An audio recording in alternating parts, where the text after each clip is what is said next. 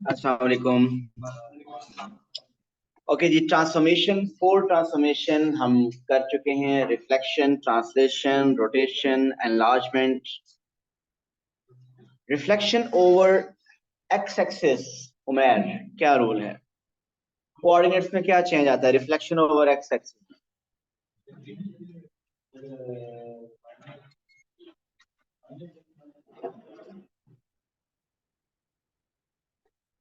जी, उमैर कह रहे हैं ट्रांसफॉर्मेशन पढ़ने के बाद एंड ये निकला है कि रिफ्लेक्शन ओवर एक्स एक्सिस करते हुए -x-5 हो जाता है। तो ये ट्रांसफॉर्मेशन हमने पढ़ी है।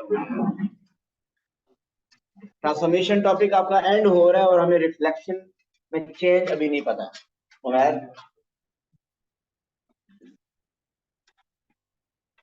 ये डेली बेसिस जो हम पढ़ रहे हैं, किस लिए पढ़ रहे हैं? कि इनको बस उसी दिन पढ़ा और भूल गए?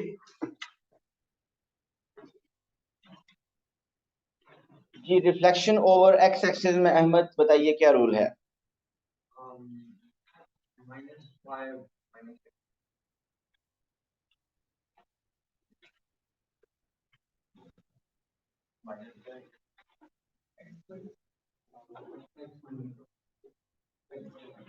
एक्स माइनस,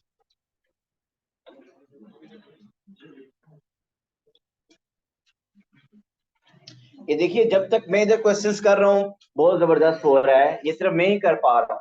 आपसे क्वेश्चंस आपको देगा करने के लिए, आपसे नहीं होने वाले जितना आप टाइम दे रहे हैं मैथ को। So reflection over X axis, Y axis, इन सब के लिए हमने कुछ रूल्स लिखे थे। So reflection over X axis के लिए क्या चेंज आता है कि आपके वाई कोऑर्डिनेट का जस्ट साइन चेंज हो जाएगा। So reflection over X axis में वाई कोऑर्डिनेट का साइन चेंज होगा, mean it will become X minus Y. और जब होगी reflection over Y axis, then आप x का साइन चेंज हो जाएगा रिफ्लेक्शन ओवर y एक्सिस में, mean it will become negative x y। And what's the rule for the reflection over the line y is equal to x? जी जरा, the rule is कि इसमें x and y coordinate दोनों आपस में exchange हो जाएंगे। So X Y will become y minus x, and the reflection over y is equal to minus x के लिए स्विच भी होंगे और साइन भी चेंज होगा। जी, क्लियर है सबको? Okay, then rotation 90 degree clockwise में क्या चेंज आता है Shah?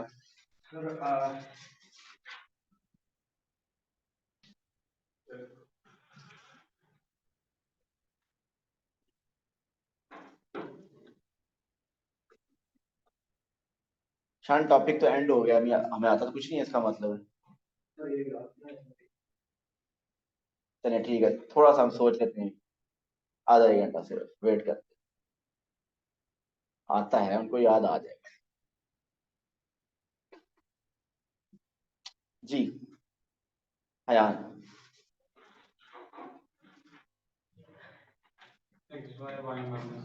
X Y will become y minus X. Rotation 90 degree के लिए, क्लॉकवाइज के लिए हमने रूल जो पढ़ा था वो x Y will become y minus x.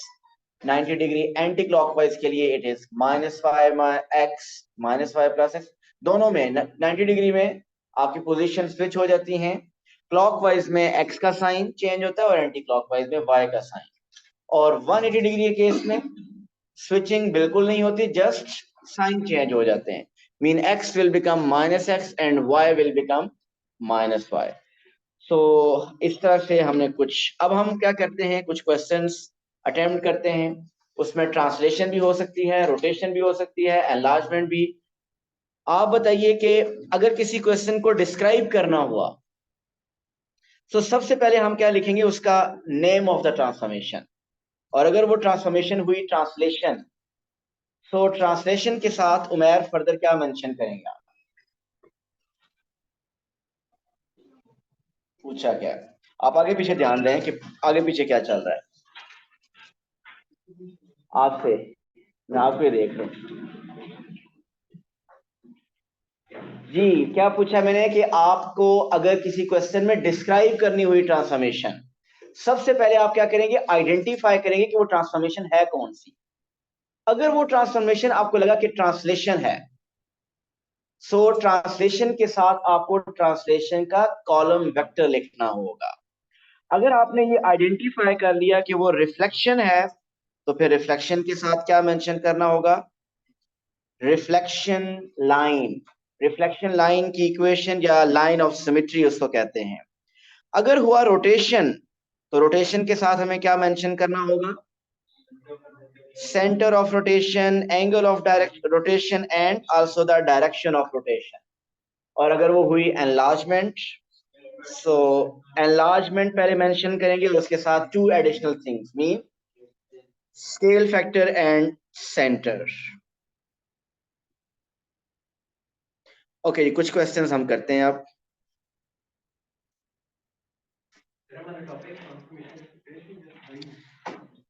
IGCSE वालों के लिए हो गया, जीसी ओ लेवल और एडेक्सल वालों का भी रहता है, उनके मैट्रिसेस के थ्रू ट्रांसफॉर्मेशन अभी रहती है। ओके जी, हियर इज अ क्वेश्चन। एक क्वेश्चन हम अटेम्प्ट करते हैं। इस क्वेश्चन में आप देख सकते हैं there are three triangles A B and C. आप जरा पार्ट ए पढ़ते हैं। Triangle A B C are drawn on the grid. Question अच्छी तरह पढ़िएगा, ये ना मैं डायग्राम शो करूं उस वक्त क्वेश्चन हमने देखा ही नहीं है, और जिससे पूछा जाए वही बताएंगे। Describe fully the single transformation that maps A on to B. That maps A on to B, अच्छी तरह देख लीजिए, आंसर नहीं बताना अभी किसी ने।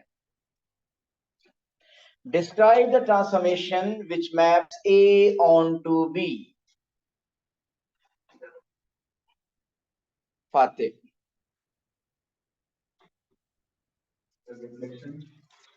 Okay, Fatih saying it's reflection. Okay, और क्या लिखूं साथ? Wait please, wait wait Fatih.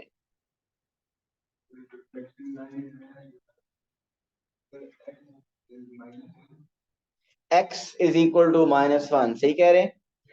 So reflection line बिल्कुल ठीक, उन्होंने कहा कि ये रिफ्लेक्शन हो रही है ए ऑन टू बी। अगर आपने रिफ्लेक्शन लाइन फाइंड करनी है तो कोरेस्पॉन्डिंग ऑब्जेक्ट और इमेज के बिल्कुल मिडल में होनी चाहिए। अगर आप यहां से काउंटिंग करें, 1 2 3 4 यूनिट्स हैं ये इनका गैप, तो इसका मतलब 2 यूनिट्स पे यहाँ पे एक पॉइंट मार्क कर सकते हैं। वैसे तो मेंटली समझ आ रहा है, और अगर फर्दर आप कंफर्म करते हैं, इस पॉइंट को और इस पॉइंट को ऑब्जर्व कीजिए, इनके दरमियान कितना गैप आ रहा है, 1 2 3 4 5 6 7 8।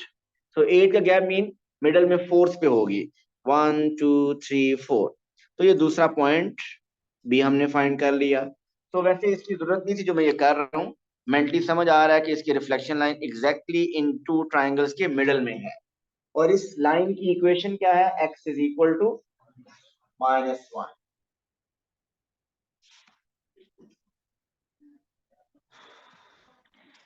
शान, अगर आपने कुछ करना है तो बाहर चले जाइए, वहां पे करके आ जाइए। वो मैसेज को छोड़ दे, बंद करे फोन को।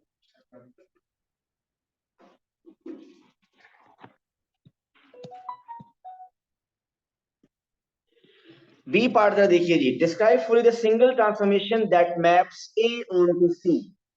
Describe fully the single transformation that maps A on to C. Answer फिर किसी ने नहीं बताना, अच्छी तरह क्वेश्चन पहले देख लें। We need to describe the transformation which maps A onto C.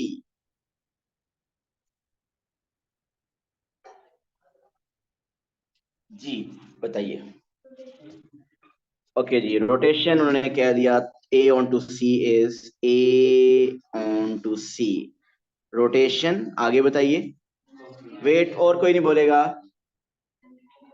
90 degree clockwise. Done, या कुछ और भी लिखना है आपने? Please wait. एक्चुअल टास्क यही है, सेंटर, बाकी मुश्किल नहीं था। So what's the centre? Please जिससे पूछा जाए वही बोले। सेंटर 1 1 मतलब आप कह रहे हैं अगर 1 1 सेंटर मीन ये है सेंटर, ये सेंटर है 1 1। अगर ये सेंटर है तो इसका मतलब इस पॉइंट का इमेज, ये ऑब्जेक्ट को इमेज से ज्वाइन किया तो इसका ये तो 180 डिग्री रोटेशन हुई है अगर सेंटर ये है तो। अगर सेंटर आपके मुताबिक 1 1 है तो कॉरेस्पॉन्डिंग ऑब्जेक्ट और इमेज को मैंने सेंटर से ज्वाइन किया, प्लीज आपसे पूछा जाएगा। तो ये तो मैंने एंगल चेक करी तो 180 डिग्री रोटेशन है, लेकिन ये 180 डिग्री रोटेशन तो नहीं है, ये तो 90 डिग्री क्लॉकवाइज बिल्कुल ठीक है। इसका मतलब हम सेंटर गलत बता रहे हैं। जी सेंटर हिशाम बताएं आप क्या बताना चाह रहे हैं। It is 0 1। जी Hisham is saying center is 0 1। कौन कौन कह रहा है कि ये करेक्ट? तो अगर ये सेंटर करेक्ट है तो देखते हैं, इसको चेकिंग करते हैं कि करेक्ट है या नहीं। सो अगर ये सेंटर करेक्ट है, सो हम ऑब्जेक्ट को अगर सेंटर से ज्वाइन करें, ऑब्जेक्ट को और इसके कॉरेस्पॉन्डिंग पॉइंट ये है कॉरेस्पॉन्डिंग, इसको भी सेंटर से ज्वाइन करें तो दोनों डिस्टेंस क्या होने चाहिए? इक्वल। और आपको बाय नेकेड आई अगर आप देखें तो एस्टिमेशन आपको होनी चाहिए कि ये एंगल कितना बन रहा है, 90 डिग्री। सो इस पॉइंट के लिए वेरिफिकेशन हो रही है, लगता है कि ये करेक्ट है। हम बाकी पॉइंट्स के लिए भी इसको चेक करते हैं। ओके बाकी पॉइंट्स के लिए अगर चेक करें, कोरेस्पॉन्डिंग ऑब्जेक्ट और इमेज ले रहे हैं। कोरेस्पॉन्डिंग ऑब्जेक्ट मीन एक ये पॉइंट अगर लें और इसका इमेज फिर ये होगा, ऐसे ही है। अगर आप इन टू पॉइंट्स को ज्वाइन करें, ये और इधर से इन टू पॉइंट्स को ज्वाइन करें, सो आप स्केल से भी मेजर कर सकते हैं। और बॉक्सेस अगर काउंट करना आपको आता है, यहाँ पे हैं तो एग्जैक्ट बॉक्सेस नहीं है, डायगोनल भी एग्जैक्ट नहीं है, लेकिन आपको वर्टिकल लाइंस अगर काउंट कर लें तो यहाँ से 1 2 3, और दूसरी तरफ से अगर आप हॉरिजॉन्टल काउंट कर लें 1 2 3, और अगर ये बॉक्सेस काउंट करना नहीं समझ आ रहा तो आप स्केल से मेजर कर सकते हैं कि दोनों डिस्टेंस इक्वल हैं या नहीं। और मिडल में एंगल 90 डिग्री बन रहा है, यानी वो अंदाजा हो रहा है कि 90 बन रहा है। लेकिन फर्दर कंफर्म करें तो आप डीवी यूज कर सकते हैं और आप देखेंगे yes it is almost 90 degree. और अगर ये फर्दर कंफर्म करना है थर्ड पॉइंट के लिए भी, सो थर्ड पॉइंट के लिए भी कंफर्म कर लेते हैं। ये थर्ड पॉइंट का ऑब्जेक्ट था और इसके corresponding image is this one. ठीक, आप इसको भी, ऑब्जेक्ट को भी सेंटर के साथ और इमेज को भी सेंटर के साथ ज्वाइन करें और इन दोनों लेंथ्स को मेजर करेंगे। These two should be equal और एंगल जो आना चाहिए वो भी 90 डिग्री आना चाहिए। So yes you are right, it's center is 0 1। So center आपके पास आ गया 0 1। लेकिन कुछ लोगों, ये तो मैंने देखा है तकरीबन 50% क्लास को ये आइडिया हो गया था कि सेंटर इज 0 1। लेकिन बाकी लोग कैसे करेंगे? आपको जब पता चल गया रोटेशन 90 डिग्री क्लॉकवाइज हुई है तो आप क्या करेंगे? ये पॉइंट इधर से मिडल से सेंटर, इधर से एक मिडल पॉइंट ले लिया, आप इसको ए को सी पे रोटेट करें। कुछ ऐसे रोटेट करेंगे आप, मीन आपके माइंड में एक आर्क बनेगी, ऐसी एक आर्क बन जाएगी कि ए ऑन टू सी ऐसे रोटेशन हुई है। इसी आर्क को आप फर्दर अपने माइंड में या लेट पेंसिल से वहां ड्रॉ भी कर सकते हैं। तो आप एक कंप्लीट एक सर्कल बनाएंगे, कुछ ऐसा सर्कल आपके माइंड में बन रहा होगा। जब ऐसा कोई सर्कल आपके माइंड में आएगा तो आपके जहन में पता चलेगा कि सेंटर इसका, आप एक ऑप्शन आपके माइंड में ये आएगी, एक ये आएगी, ये आएगी, ये आएगी, मीन 3 4 पॉइंट्स आएंगे आपके माइंड में। आप उन पॉइंट में ट्रायल एंड एरर अप्लाई करेंगे, कौन सा ऐसा पॉइंट है जिससे ऑब्जेक्ट और इमेज का डिस्टेंस इक्वल आ रहा है। तो जिस पॉइंट से आ रहा होगा वो आपका सेंटर होगा। ये स्टार्ट में आपको 4 5 क्वेश्चन की तरह प्रैक्टिस करनी पड़ेगी, फिर आपको फर्दर डायरेक्ट उसके बाद पता चलेगा।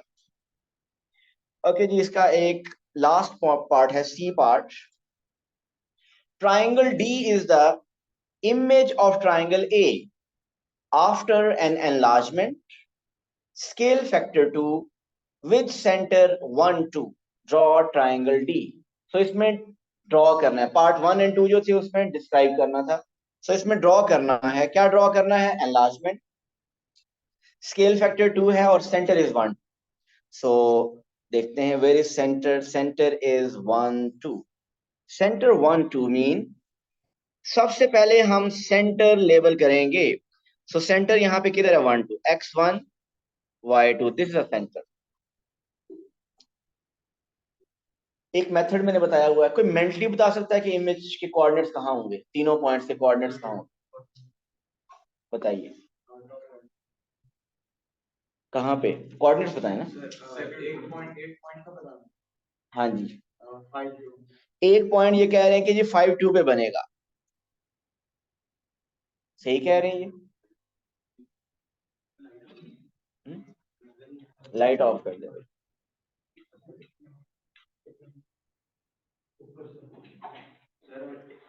एक और 5-4 पे आ रहा है और एक 1-2 पे।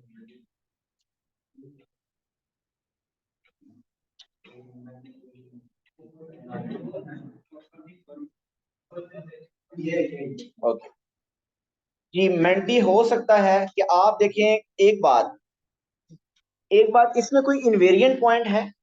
इनवेरिएंट पॉइंट हमने एक दिन पढ़ा था। इनवेरिएंट पॉइंट क्या होता है? वो पॉइंट जो आफ्टर द ट्रांसफॉर्मेशन चेंज नहीं होता। सो कौन सा पॉइंट है जो चेंज नहीं होगा? सो जो पॉइंट 1-2 है, बेसिकली उस ट्राइंगल के 3 पॉइंट्स हैं, 3 वर्टिसेस हैं, उनमें से एक वर्टेक्स 1-2 है और वही 1-2 सेंटर भी है। सो जिस पॉइंट पे सेंटर होगा वो पॉइंट चेंज नहीं होगा, क्योंकि उसका उस पॉइंट का सेंटर से डिस्टेंस 0-0 है। सो उसको 2 से मल्टीप्लाई करेंगे, वो 0-0 ही रहेगा। और ये जो पॉइंट है ये उस सेंटर से कितने डिस्टेंस पे है? 2 यूनिट। और ये डबल डिस्टेंस पे चला जाएगा, मीन यहाँ पे आ जाएगा। ये मेंटी अगर बात करें, ये जो पॉइंट है दिस वन, ये उस पॉइंट से 2 यूनिट राइट और 1 यूनिट अप है। और ये कितने डिस्टेंस पे चला जाएगा? 4 unit right and 2 unit up, mean यहाँ पे आ जाएगा। अगर ये मेंटी नहीं हो रहा तो कोई मसला नहीं है, आप रूल अप्लाई करें जो आपने किए हुए हैं। सबसे पहले इस पॉइंट का कॉलम वेक्टर उमैर बताएंगे हमें। आप, यस यू। ये जो पॉइंट है, ये जहां पे स्पॉटलाइट शो हो रही है, इस पॉइंट का कॉलम वेक्टर आपने बताना है।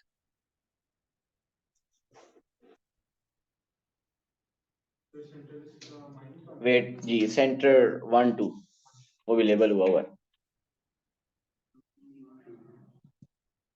सेंटर में दोबारा लेबल करता हूं डिफरेंट कलर में। ये है सेंटर 1-2। और उमैर आपसे मैं इस पॉइंट का, जहां पे स्पॉटलाइट है, उसका कॉलम वेक्टर पूछ रहा हूं। कैसे? या प्लीज बोलेंगे नहीं? क्योंकि आप सेंटर से जब काउंटिंग करते हैं, सेंटर है 1-2 जो ब्लू कलर में शो हो रहा है, वहां से आपको उस पॉइंट तक मूव करें तो 2 यूनिट राइट मूव करना है और अप और डाउन नहीं जाना। सो आपको 2-0, so it means that point is 2-0। What about this point? इस पॉइंट की अगर बात करें तो this is 2 unit right and 1 unit up, so it is 2-1। Do we need third point as well? ये जो थर्ड पॉइंट है, अगर आप इसका लिखना चाहते हैं तो ये 0-0 ही है। मीन उस सेंटर से उसको आपको राइट और लेफ्ट जाना ही नहीं है, सिर्फ 0-0। अगर लिखना चाहते हैं तो लिख लीजिए। ओके जी, क्या करना है इसको? अब रूल क्या अप्लाई करना है? Multiplication with 2। सो 2 से सबको मल्टीप्लाई कर दीजिए। अगर हम 2 से मल्टीप्लाई करें then we will get 4-0, 4-2 and 0-0। So counting कीजिए अगेन फ्रॉम द सेंटर। सबसे पहले 4-0, 1-2-3-4। 4-0 mean 4 unit right, just 4 unit right. So ये इमेज आ गया, बिल्कुल ठीक कह रहे थे Ahmad. Second point is 4-2। 4-2 mean 4 unit right and 2 unit up. और what about third point? Third point जहां पहले था वहीं रहेगा। सो इनको हम ज्वाइन करेंगे और हमारे पास इमेज आएगा। और उसने क्या कहा है कि इमेज को क्या लेबल करें? D. So we will label this image as D. So there is one invariant point. एक पॉइंट ऐसा है, ये वाला पॉइंट जो चेंज नहीं हो रहा, बाकी दोनों पॉइंट्स का सेंटर से डिस्टेंस डबल हो गया है।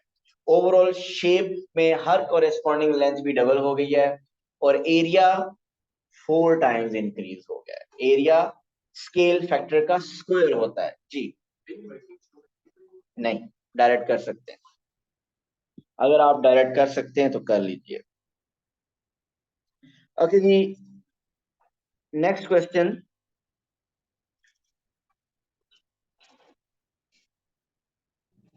इस क्वेश्चन में हमने कल भी ये शायद क्वेश्चन किया था। Complete the description of the transformation that maps A on to be.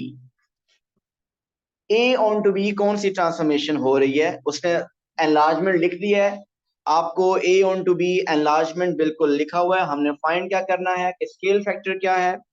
Scale factor हमें बताएंगे हादी।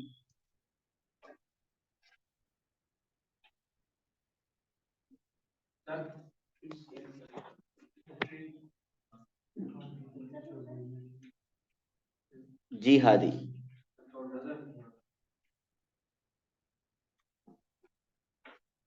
तो हमने फोन भी चार्ज करना है, उधर पीछे भी बैठना है। आगे आ जाए कि अच्छी खासी सीट्स थी यार।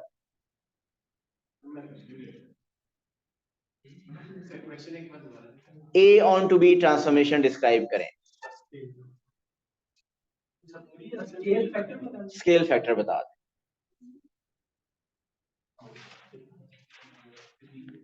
यार हादी से पूछे। हादी हादी हादी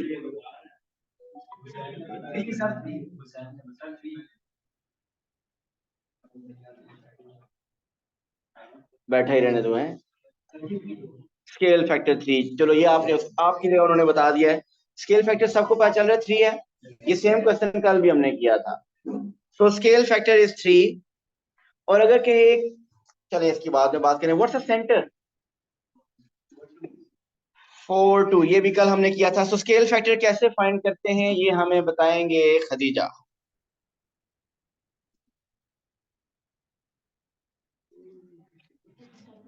चलिए आप ही डायरेक्ट बता दें। सेंटर सेंटर किधर है? एक मिनट, एक क्या, कहाँ से बॉक्सेस काउंट करना शुरू करूं? यार एक मिनट जी, कहाँ से बॉक्सेस स्टार्ट करूं काउंट करना? सेंटर से? फिर यार एक मिनट ना, सेंटर से बॉक्सेस काउंट होते हैं, सेंटर ही ढूंढना है, कहाँ से बॉक्सेस काउंट करोगे? यही कहीं होगा, बस ठीक है, कहीं से भी गिनना शुरू कर दें। जी ज़ारा, आप जी बिल्कुल, ये हालात चेक करें। ये कल अभी किया है और हमें से मेजोरिटी लोगों को याद ही नहीं है कि सेंटर फाइंड करने का मेथड क्या है। एनलार्जमेंट का सेंटर फाइंड करने का मेथड ये था कि ऑब्जेक्ट को इमेज के साथ ज्वाइन करें और एक्सटेंड करें। जिस तरह ये, प्लीज खामोश रहें, प्लीज सुने, सुन लें। आपके पास ये ऑब्जेक्ट है और इसके कोरेस्पॉन्डिंग ये इमेज है। आप इन दोनों को ज्वाइन कर लें और एक्सटेंड कर लें। एक और कोरेस्पॉन्डिंग ऑब्जेक्ट और इमेज, ये है corresponding object and image. So इन टू कोरेस्पॉन्डिंग ऑब्जेक्ट और इमेज को ज्वाइन करें और एक्सटेंड करें। ये 2 लाइंस, अगर थर्ड भी करना है तो वो भी कर सकते हैं। ये 2 लाइंस जहां मीट करेंगी, that point will be the centre of enlargement. So the point यहां पे वो मीट करें, तो centre of enlargement is 4 2। So centre of enlargement हमारे पास आ चुका है 4 2। जी क्लियर है सबको? Okay, I am changing the statement of the question. It says find the enlargement, describe the transformation which maps B onto A.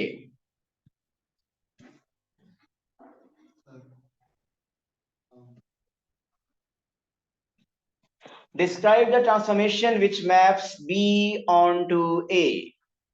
Wait करेंगे, सब सोच रहे हैं, मैं जिससे पूछूंगा वो बताएंगे।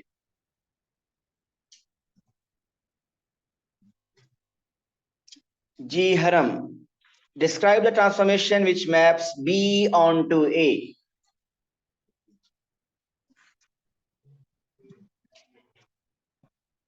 सर सोचने दे। ओके सोच लें। वेट वेट, नहीं बोलेगा कोई।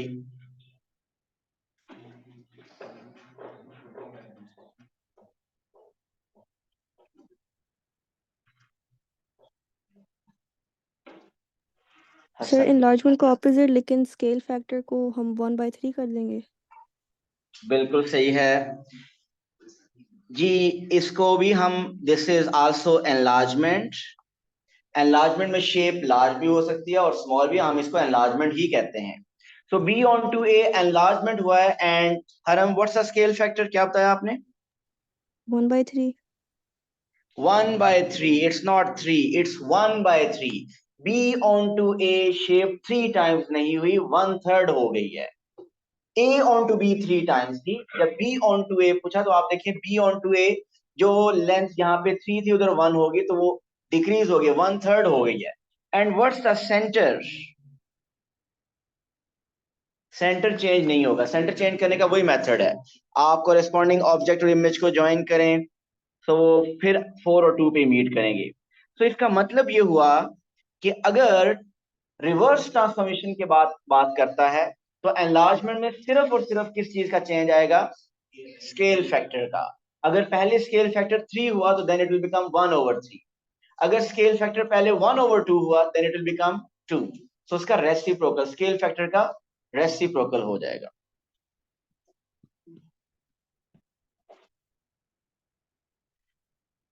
ओके जी, in this diagram part A is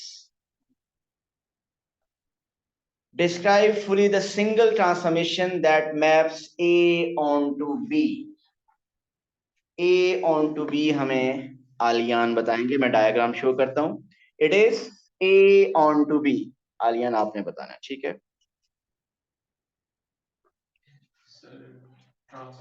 it is translation, बिल्कुल ठीक है। सो 1 मार्क मिल गया ट्रांसलेशन लिखने का। -1 4। ओके जी, आलियान इज सेइंग कि इट्स ट्रांसलेशन, और ट्रांसलेशन के लिए कॉलम वेक्टर बताना होता है, and he is saying it's -1 4। जी ज़ारा वेट, आपको खुद आता है? आपको आता है? जो भी क्वेश्चन पूछो रोहान, आपको आता होता है? ओके, आपस में प्लीज कोई डिस्कशन नहीं करें, किसी को कोई बताने की जरूरत नहीं। जी, चेंज कर सकते हैं। Correct, it's -3 4। ओके, -1 4 कौन कौन है? वो खुद नहीं है आप वैसे।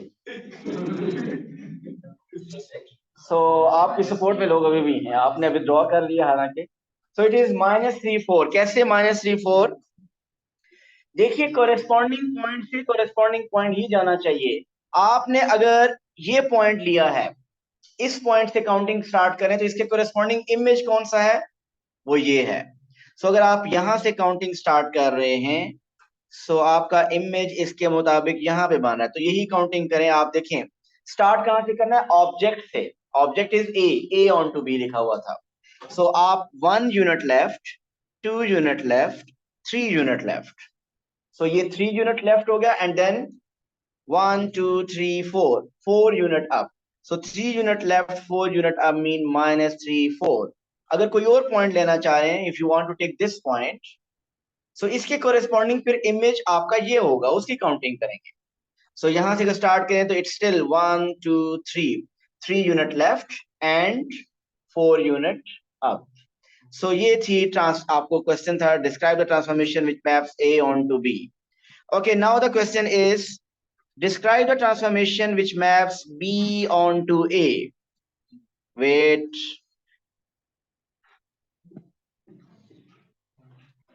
कौन बोला था यहां से?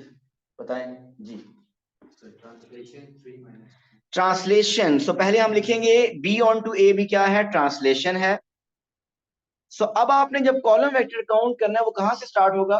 वो B से स्टार्ट होगा, क्योंकि ऑब्जेक्ट B से इमेज तरफ आना चाहिए। सो अगर आप B से स्टार्ट करें, this is the one point of the B, इसके कोरेस्पॉन्डिंग इमेज ये है। सो अगर आप यहां से अब आप स्टार्ट करें, राइट मूव करना है, left right. So 1 unit right, 2 unit right, 3 unit right, and then 1 2 3 4 unit down. So 3 unit right and 4 unit down. So यहां से अब आपको क्या पता चला कि ट्रांसलेशन के केस में अगर इनवर्स ट्रांसफॉर्मेशन हो जाए, सो कॉलम वेक्टर के जस्ट साइन चेंज हो जाएंगे। जो +3 है वो -3 बन जाएगा, जो पॉजिटिव वैल्यूज है वो नेगेटिव, और जो नेगेटिव वैल्यूज है वो पॉजिटिव बन जाएंगे। सो देखिए, -3 +3 बन गया, और +4 -4 बन गया। जी क्लियर है ये?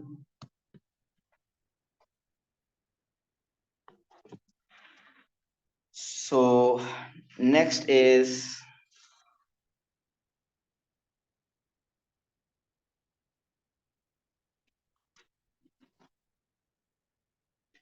ओके जी, describe the transformation. Question is again, answer नहीं बोलना। Describe fully the single transformation that maps A on to B. Diagram आपके सामने आ रही है, A on to B, answer नहीं किसी ने बताना।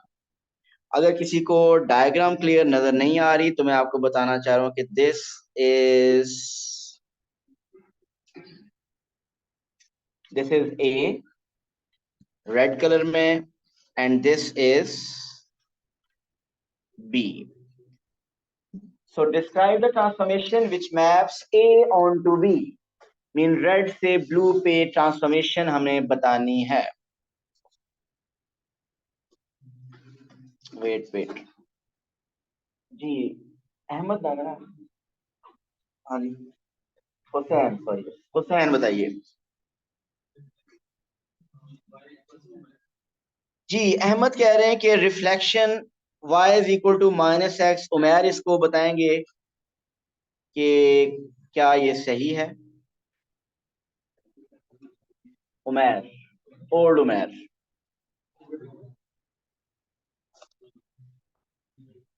नहीं पता, नहीं लगता ठीक है। आपको सही लग रहा है कि नहीं लगता? ये रोटेशन लग रही है।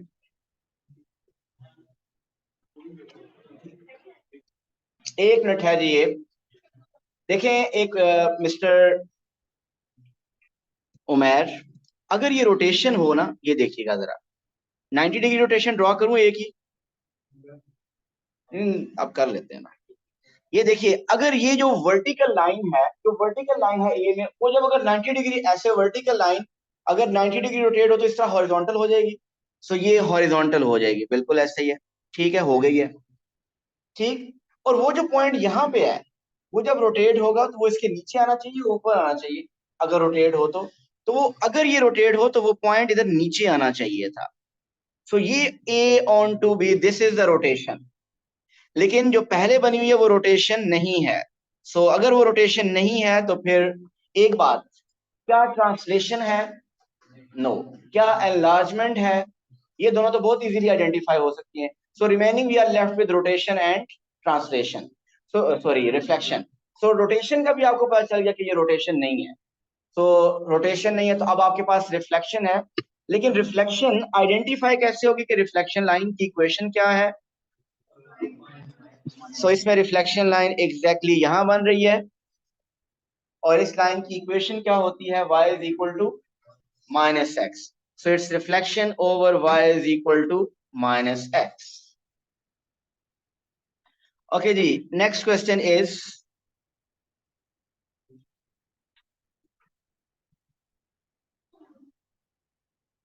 draw reflection of triangle A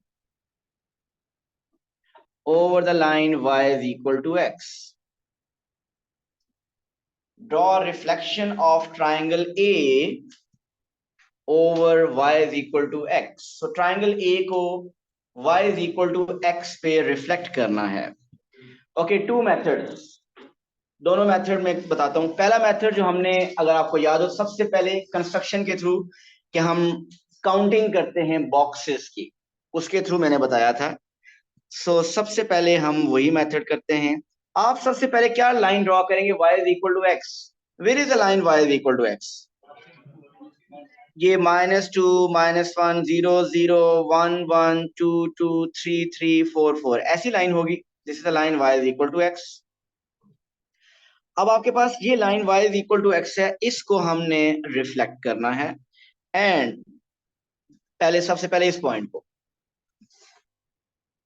हमने, ओके पहले ऐसा करते हैं, इस पॉइंट को ले लेते हैं, इस पॉइंट, टेक दिस पॉइंट। हमने मूव करना है towards the reflection line, perpendicular to the reflection line. और बॉक्सेस कौन से काउंट होंगे? हॉरिजॉन्टल या vertical? Diagonal. Diagonal boxes count करें, 1 diagonal box and half. Opposite side पे half and 1। This is the image. Now second point, take this one. इसका reflection line से कितना डिस्टेंस है? Half diagonal box. और image कहां पे बनेगा? हाफ डायगोनल बॉक्स मीन यहां पे। And third is this one. इसको भी डायगोनल बॉक्सेस काउंट करने हैं, 1 diagonal box and 2 diagonal box. तो इमेज कहां बनेगा? 2 डायगोनल बॉक्सेस पे mean 1 diagonal box and 2 diagonal box, और आपके पास ये इमेज बन गया। इमेज मीन के आप इसको